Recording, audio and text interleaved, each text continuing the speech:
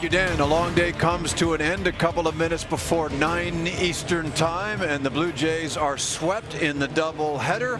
As you so eloquently stated, first time that has happened here at the Rogers Center. You got to go back to the days of Exhibition Stadium to see one of those.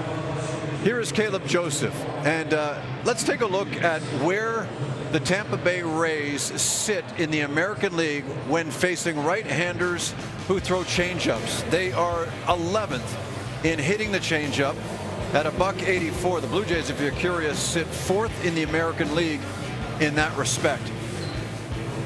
Based on opinion of those who have caught him, the changeup is Thomas Hatch's best pitch. Are you surprised you didn't see a few more of those today? Yeah, I really am. I'm surprised. I love the action on that pitch. Watch this downward action. It kind of reminds me of Gausman's split in the way that it kind of dives right out of the zone. And that pitch is so important for a guy that leans so heavily on the slider and a little variation of that with the cutter.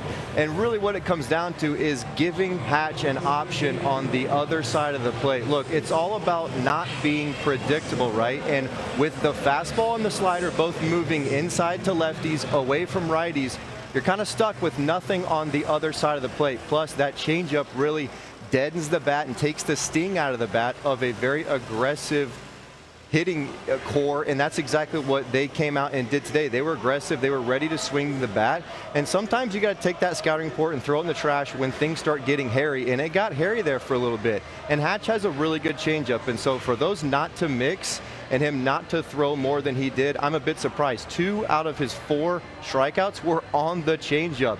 2 out of his 6 whiffs were on the changeup. I think it's a huge pitch for him. And look, if you don't have that pitch, you're essentially a 2-pitch starter, and that is really, really hard. Just ask Kevin Gausman how tough it is to throw fastball split over and over and over. When he has thrown that slider is when he starts to get really, really good results. So hopefully it's a learning lesson for Hatch that he can somehow hopefully find some confidence in that changeup, because it's an excellent pitch. I've caught it. It's excellent. And by now you've probably heard that in game 1 of this doubleheader, Gausman took a ground ball off his right ankle, and luckily the x-rays have shown to be negative. That said, nobody knows at this point just how long he may be absent, if he is at all.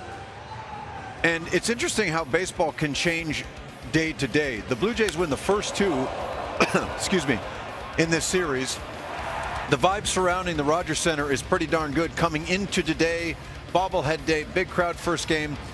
Is that what changed the whole complexion of the day? Yeah, I believe so, especially when the Blue Jays are going up against one of the hottest pitchers in Shane McClanahan. And you like your chances with Gausman on the hill. He's been a bulldog out there, especially coming off a really nice outing against the Boston Red Sox, where he just dominated a really good Red Sox offense. You like your matchup there, and what it did was it put Casey Lawrence in a position to come out and cover a lot of those innings, and he did admirably, yet it just wasn't the same as a Gausman going out there. And so in a quick turnaround, a 2-hour turnaround, you can just kind of feel everybody's wondering about Gausman, and you have an unknown sort of in Hatch who really hasn't done it at the big league level since 2020, and that was a huge blow to the Blue Jays. And it's amazing how after one day the series can be tied 2-2. Yes. Jays have got to find a way to get some really nice starting pitching out of Ross Stripling. Good thing is he's been absolutely excellent. I like what Joe said. He's not a back end of the rotation guy anymore. He's kind of a frontline guy. He's been doing so well. Look for him to have a really good start,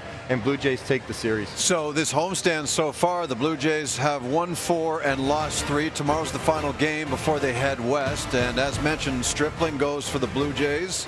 Shane Baz for Tampa Bay. Note the start time. Blue Jay Central, 1 Eastern, and that is 10 a.m. Pacific time.